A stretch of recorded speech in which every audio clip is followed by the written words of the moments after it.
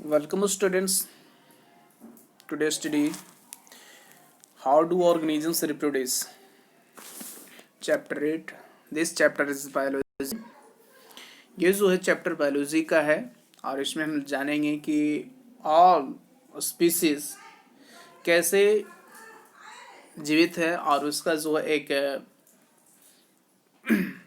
यहाँ पॉपुलेशन बनी हुई है इस अर्थ पे। ये सब जितने भी बातों का यहाँ डिस्कशन होगा सब यहाँ पर आपको जानकारी मिलेगी। तो chapter 8 how do organisms reproduce, यानी यहाँ पर बात करेंगे कि जीव जो होते हैं, एनिमल्स जो होते हैं, वो कैसे रिप्रोडक्शन करते हैं। ठीक है, इसके बारे में यहाँ डिस्कशन होगी। ठीक है, दिस इज इम्पोर्टेंस और ये चैप्टर को अच्छी तरह से समझना है। ठीक है, जैसे यहाँ लिखा हुआ है, Before we discuss the mechanism by which organisms reproduce, let us ask more basic questions. Why do organisms reproduce? After all, the reproduction is not necessary to maintain the life of the individual organisms. Unlike the essential life process such as the nutrition, respiration and excretion. कहा गया है कि जीव जो होते हैं, animals जो होते हैं, ठीक है, उसको जो है जानने के लिए यहाँ पर हम जानेंगे कि वह कैसे जो है जीवित रहते हैं और कैसे रिप्रोडक्शन करते हैं। तो इसके बारे में हम थोड़ी सी अगर प्रीवियस टॉपिक की बात करें तो उसमें जैसे हमने बताया था न्यूट्रिशन, रेस्पिरेशन, एक्सक्रीशन, ये सब जो है ये आपका जैक प्रोसेस कहलाता है, यानी कहा जाए तो एनिमल प्रोसेस ये है। ठीक है, जैसे लिखा हुआ है आप देख पा रहे हैं, maintain the life of the individual organism like in the essential life process. ये सब life process the nutrition, respiration, excretion. On the other hand, in an individual organism is the going to create more individuals, a lot of the energy will be spent in the process, so we should an individual organisms waste energy on a process. It does not need to stay alive in the will be interesting to discuss the possible answer in the classroom.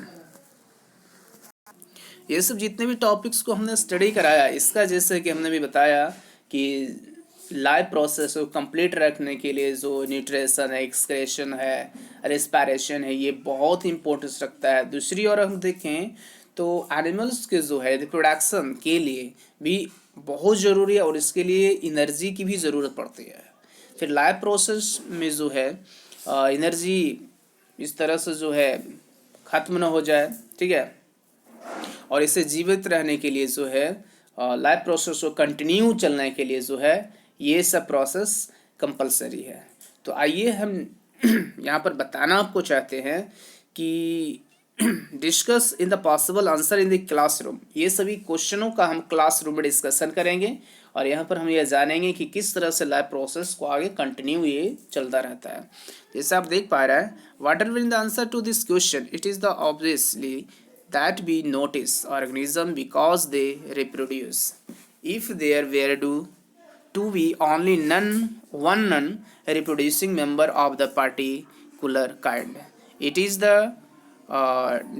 doubtful that we would have noticed its existence.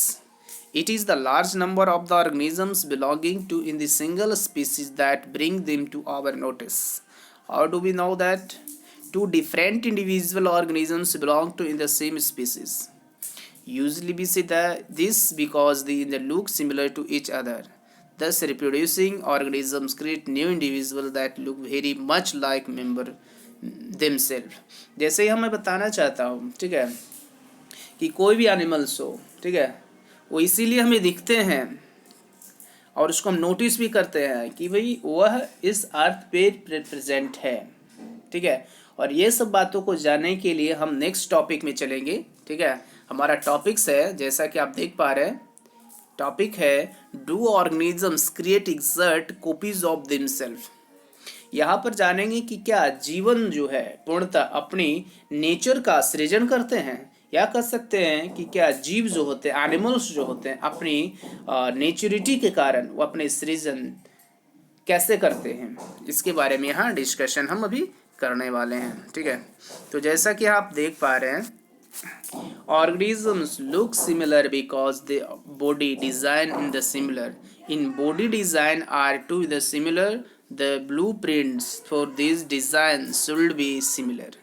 Thus, reproduction at this most basic level will be involve making copies of the blueprints of the body design. In class 9th, we learned that in the chromosome in the nucleus of the cell contain information for the inheritance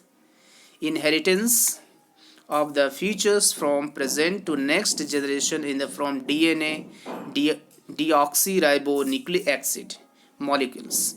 The DNA in the cell nucleus is the information source of making proteins. It is the information is the change. Different protein will be made. Different protein will be every naturally led to in the altered body design. जैसे मैं यहाँ पर बताना चाहता हूँ कि यहाँ पर क्या बताया गया है। ठीक है, तो डिफरेंट ऑर्गेनिज्म जो होते हैं, ठीक है, उसके साइज, नेचर, ठीक है, और सेम होने के कारण ही वे एक दूसरे से क्या होते हैं, लुकिंग, वो हमें देखने के लिए मिलते हैं, और बॉडी का जो है स्ट्रक्चर भी होने के कारण उसका ब्लूप्रिंट भी समान होना चाहिए। अतः यह हम देखते हैं कि ब्लूप्रिंट तैयार कैसे होता है। तो हमने क्लास 9 में आपको पढ़ाया था, ठीक है, कि सेल्स के सेंटर में न्यूक्लियस होता है। ठीक है, जो क्रोमोसोम के DNA, this is important topic of the DNA. ठीक है, डीएनए को याद रखिएगा, ये DNA of the full form, ठीक है, डीऑक्सीराइबोन्यूक्लिक एसिड। ठीक है, दिस इज इम्पोर्टेंट, ये आपका ऑब्जेक्टिव में काम आएंगे। ठीक है, इसीलिए इसे हमेशा याद रखिएगा। ठीक है, तो डीएनए के मॉलिक्यूल्स में जो है, ठीक है, वो जेनेटिक प्रॉपर्टीज को ट्रांसफॉर्मेशन करता है, जो उसके माता पिता से मिलते हैं, पीढ़ी दर पीढ़ी चलती रहती है, जेनेटिक्स होता रहता है। तो सेल्स के सेंटर में डीएनए में प्रोटीन, ठीक है, जैसे यहाँ पर लिखा है ना, the DNA in the cell nucleus is the information sources of making proteins. If the information is change, different protein will be made. यहाँ पर ये बताया गया है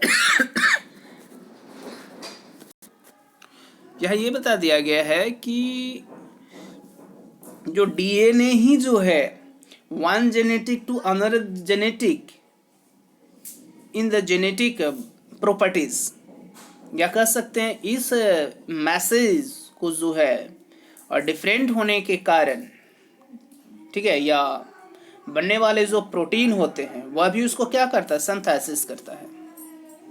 ठीक है, आगे हम बात करेंगे।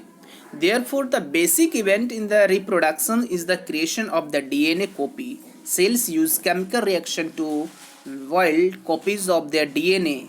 This creates two copies of the DNA in the reproducing cells, and they will need to be separated from each other. However, keeping one copy of DNA in the original cell in the similar fusing in the other of one out will not work.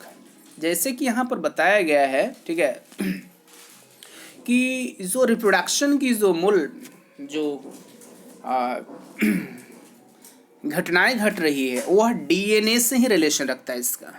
ठीक है, बोला है ना, therefore the basic event in the reproduction is the creation of the DNA copy. Cells use chemical reaction, ऐसा भी देखा गया है कि डीएनए की जो नेचर है बनाने के लिए सेल्स जो होता है डिफरेंट केमिकल रिएक्शन का भी उपयोग करती है। ठीक है,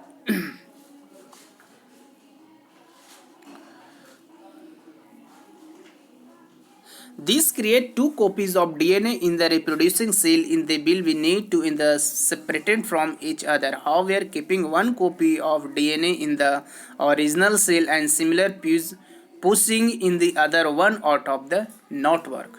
जैसे यहाँ पर ये भी बताया गया है कि रिप्रोडक्शन जो है सेल्स में इस प्रकार डीएनए की दो नेचर बनती है और उसका जो एक दूसरे से अलग होना आवश्यक होता है, डिफरेंट होना आवश्यक है। परंतु बताया ये भी गया है कि डीएनए की एक नेचुरलिटी ये भी है कि मूल जो सेल्स होता है, जो रियल सेल्स है, सेल्स में रखकर दूसरी नेचुरलिटी का उनसे बाहर निकलने देने से काम नहीं चलेगा। ठीक है, तो इस तरह से यहाँ पर हम देखते हैं इस पूरा टॉपिक में कि डीएनए का ही पूरा यहाँ पर डिस्कशन किया हुआ है। ठीक है, जैसे यहाँ पर हम देखते हैं कि because the copy pushed out would not have any organism cellular structure of maintaining life process.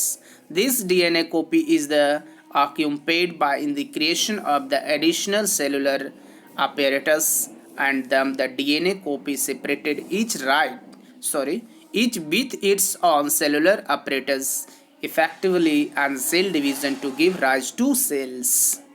ठीक है, यहाँ पर ये बता दिया गया है, ठीक है, कि डीएनए की जो नेचुरिटी बनने के साथ साथ दूसरी सेल्स की जो स्ट्रक्चर का बनने की जो प्रोसेस होता रहता है, इसके बाद डीएनए की जो नेचुरिटी होती है वह अलग हो जाती है और जिसके कारण सेल डिवीज़न होकर दो सेल में वह डिवाइड होती है।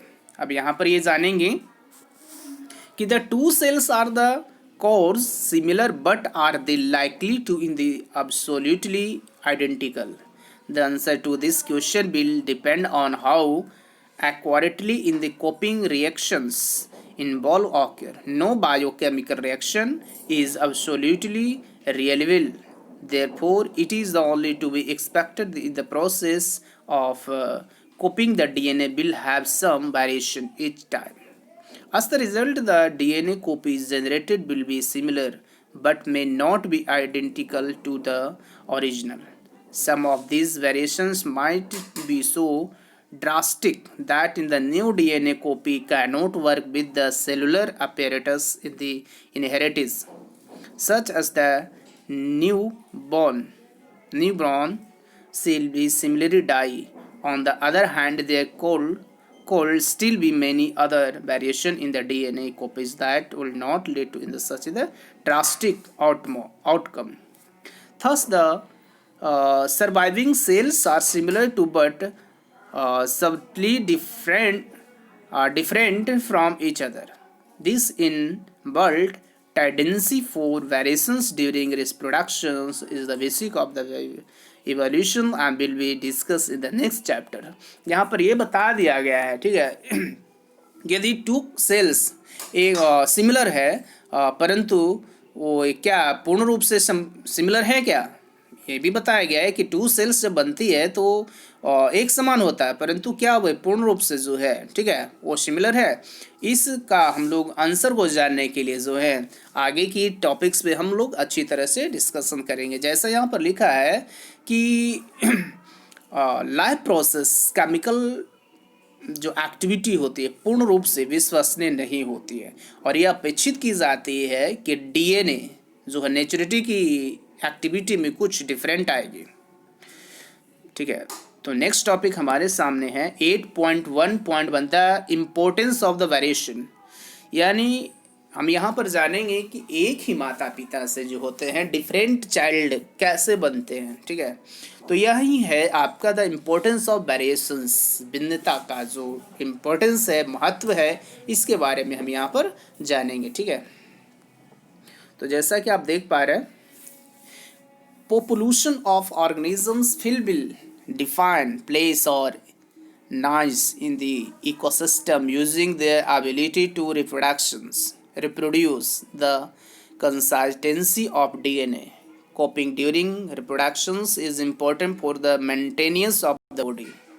Design features that allow in the organisms to use in the particular niche.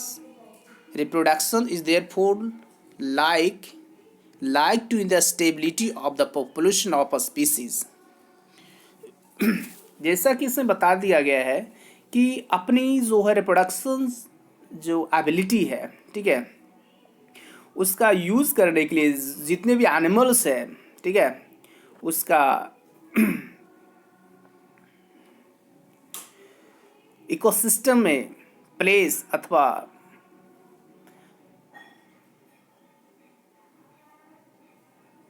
Place और नीड्स यानी ग्रहण करने की जो क्षमता होती है, यो रिप्रोडक्शन के दौरान डीएनए नेचुरिटी का अविरोधी जीव जो होते हैं, एनिमल्स होते हैं, उसकी बॉडी स्ट्रक्चर और डिज़ाइन के लिए अत्यंत महत्वपूर्ण होता है, यानी इम्पोर्टेंस होता है, जो उसे वेरिएशंस निकेत के योग बनाती है।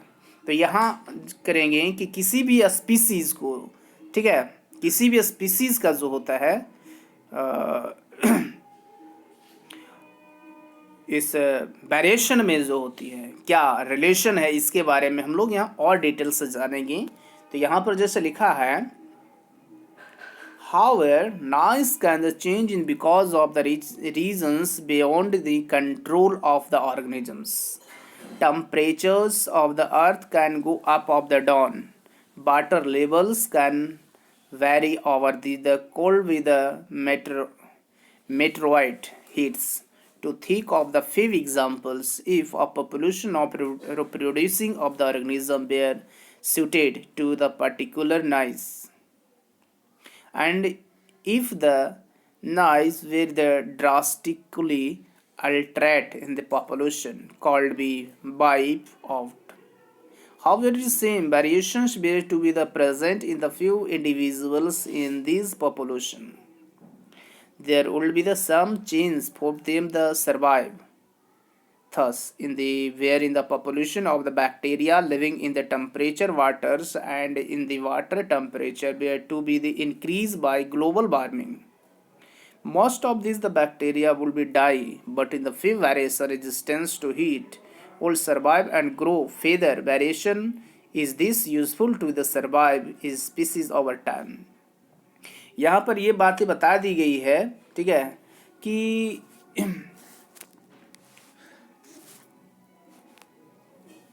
नाइस में, यानी नाइस में अनेक डिफरेंट आ सकते हैं जो एनिमल्स के कंट्रोल से बाहर है।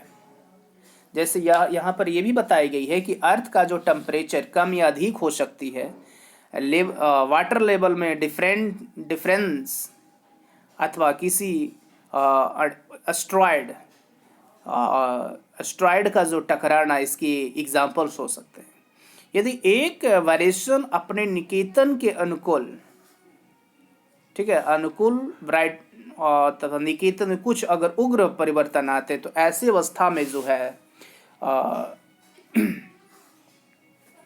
वेरिएशन जो होते हैं, ठीक है, वेरिएशन का डाइट भी हो सकता है, डेड भी हो सकता है, ठीक है। लेकिन अगर बात करें कि यदि जो होती है वेरिएशन के एनिमल्स में कुछ ही अगर डिफरेंट होती है तो उनके लिविंग प्रोसेस की कुछ संभावना होती है, ठीक है। यहीं अगर बात करें कि बैक्टीरिया की कोई जो है वेरिएशन और ग्लोबल वार्मिंग के कारण वाटर का टेम्परेचर बढ़ जाना, जिसके कारण बैक्टीरिया मर जाएगी, ठीक है। अगर वहीं बात करें तो इस तरह से हम देखते हैं कि एक दूसरे से सब रिलेशन रखता है, ठीक है। जितने भी यहाँ पर जो है वेरिएशन है, वेरिएशन चेंज होता रहता है। हमारे इन्वायरमेंट में जो है वेरिएशन चेंज होते हैं। तो वेरिएशन के बारे में डिस्कशन जो होगी वो नेक्स्ट चैप्टर में, चैप्टर नंबर 9 में वेरिएशन का पूरा डिटेल्स हम आपको बताएंगे, ठीक है। अब हम चलते हैं नेक्स्ट टॉपिक हमारे पास जो है वह है modes of reproduction use by single organisms, ठीक है। तो चलिए यहाँ पर हम देख पा रहे हैं कि कुछ एक्टिविटी दी हुई है। हमारे पास जो एक्टिविटी शो की जा रही है वह है एक्टिविटी नंबर 8.1, ठीक है।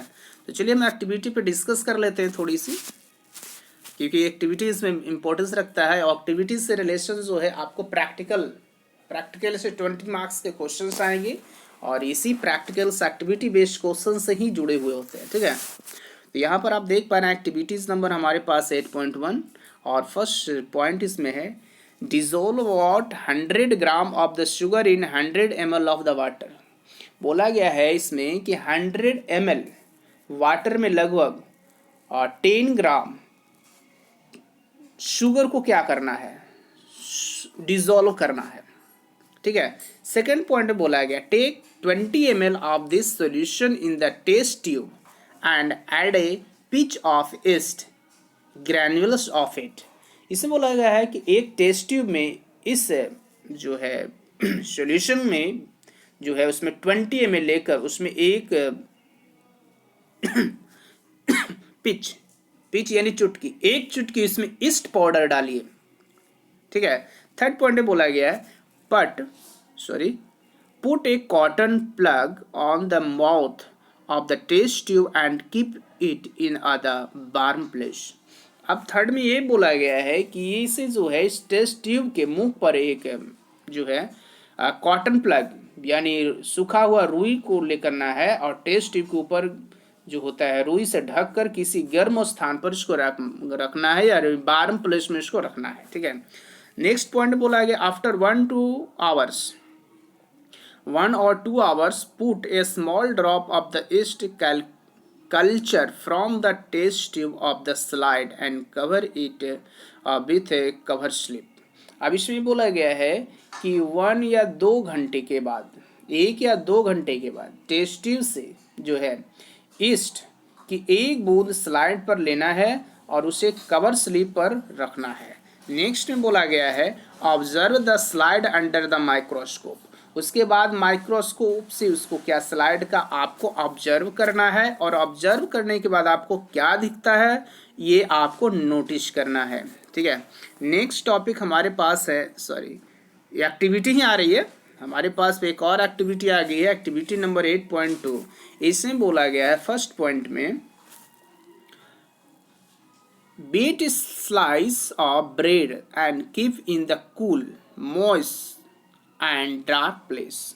आपको बोला है कि इसमें एक ब्रेड लेना है, ब्रेड जो दुकानों में जो ब्रेड मिलते हैं वो होना चाहिए। ठीक है। तो उसमें एक टुकड़े को थोड़ा वाटर से गीला कर देना है, भिगा देना है उसको। ठीक है।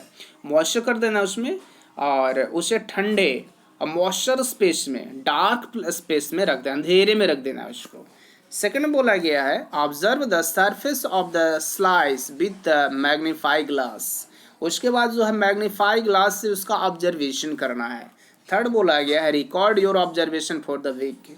अपनी जो ऑब्जर्वेशन किया उसका रिकॉर्ड को 1 सप्ताह के बाद उसको रिकॉर्ड को आपको चेक करना है। ठीक है। तो क्या मिलती है यहाँ से तो चलिए यहाँ पर इसका आंसर कुछ मिल जाएगा हमें।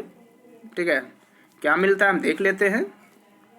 जैसे कि यहाँ पर लिखा हुआ है compare and contrast the way in the which yeast grow in the first case and how mould grow in the second.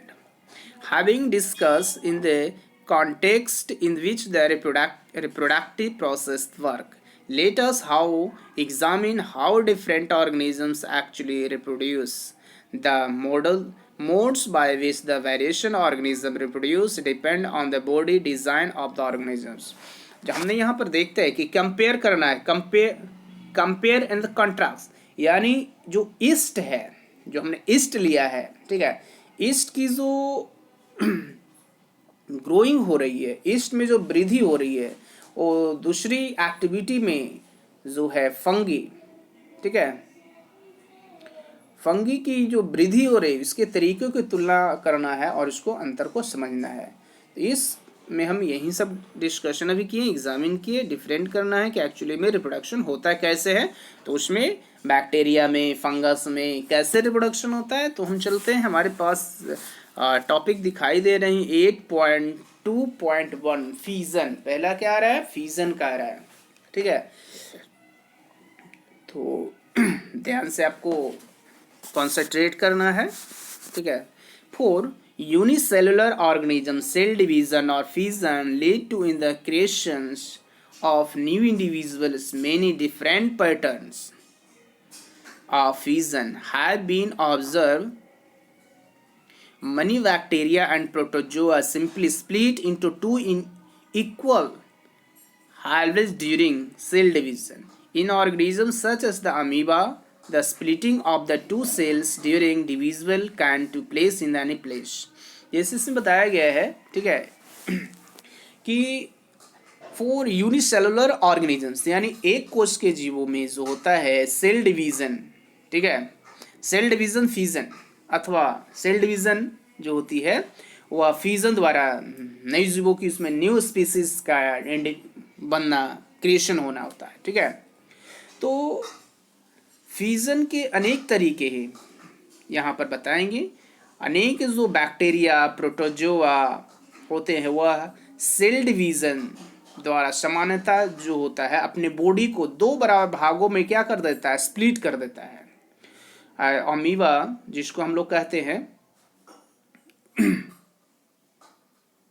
ठीक है, तो अमीबा जैसे एनिमल्स में जो होते हैं सेल डिवीजन किसी भी जगह स्पेस पे हो सकता है। जैसे यहाँ पर दिखाया गया है आपको, सेल डिवीजन को होते हुए यहाँ पर दिखाया गया किस तरह से सेल डिवीजन होती है अमीबा में। देखिए ये एक अमीबा का डायग्राम दिया हुआ है, लिखा है ना binary fusion of the amoeba. देखो ये एक अमीबा है, एक अमीबा जो है किस तरह से अपने शेप को चेंज कर रहा है, देखिए जरा गौर से देखना है, और अपने बॉडी को स्प्लिट करने की कोशिश में दो स्प्लिटिंग कर देता है। तो इस तरह से ये सेल डिवीजन करता है, अमीबा जो है सेल डिवीजन करता है, ठीक है। तो यहाँ पर कुछ एक्टिविटीज हमारे पास अब आ गए हैं, उस एक्टिविटी को हम समझने की कोशिश करते हैं कि ये क्या बोला गया है। तो देख पा रहे हैं 8.3 है, ठीक है, एक्टिविटी नंबर 8.3।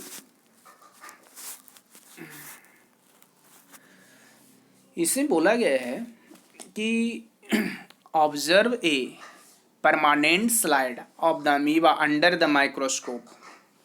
अमीबा की जो है एक परमानेंट स्लाइड, यानी स्लाइड का जो है माइक्रोस्कोप की सहायता से, ठीक है, आपको इसका ऑब्जर्वेशन करना है। सेकंड में बोला गया है similarly observe another permanent slide of the amoeba showing binary fission. इसी प्रकार जो है अमीबा के जो है बाइनरी फिजन की परमानेंट स्लाइड का भी जो है आपको ऑब्जर्वेशन करना, ऑब्जर्व करना है, परीक्षण करना है।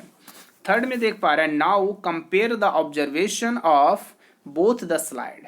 अब कहता है अब दोनों जो स्लाइड बना, फर्स्ट और सेकंड, दोनों स्लाइडों का जो है ऑब्जर्व करना है, ऑब्जर्वेशन करना है, ठीक है। जैसे यहां पर आप देख पा रहे हैं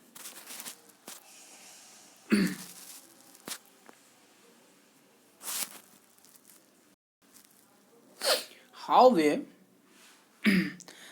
some unicellular organisms show somewhat more organisms of their bodies such as the C in the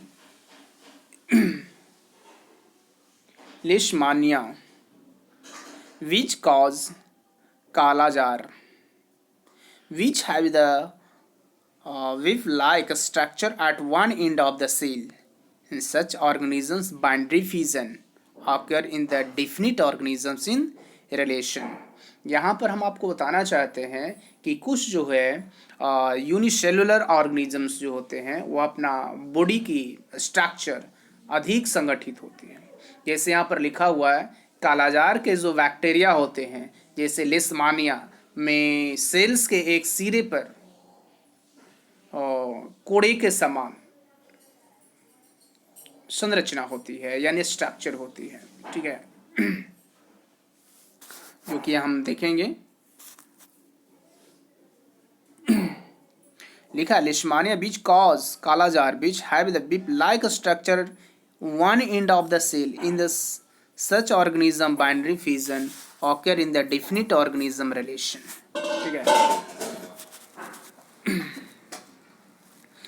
अब यहाँ जो है हम आपको बताना चाहते हैं कि यहाँ पर देखिए आपको एक डायग्राम है multiple fusion in the Plasmodium, किस तरह से जो है प्लाज्मोडियम मल्टी फ्यूजन करता है। तो देखिए एक प्लाज्मोडियम किस तरह से जो है फ्यूजन कर रहा है।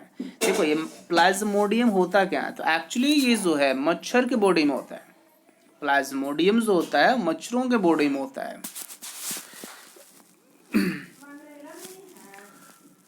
To these structures, other single cell organisms such as the malaria parasite Plasmodium divide into many daughter cells simultaneously by multiple fission.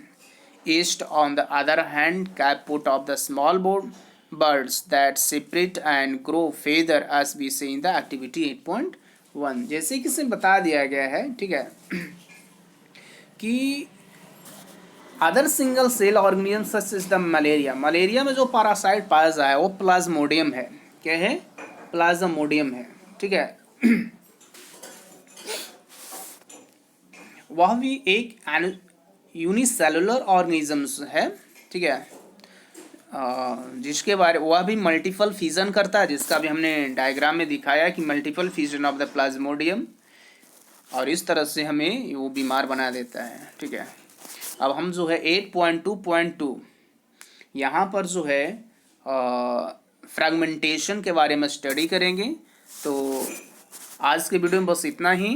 Next video में हम फ्रैगमेंटेशन के बारे में स्टडी करेंगे। आई होप आज का वीडियो आपको समझ में आ गई होगी। Thank you.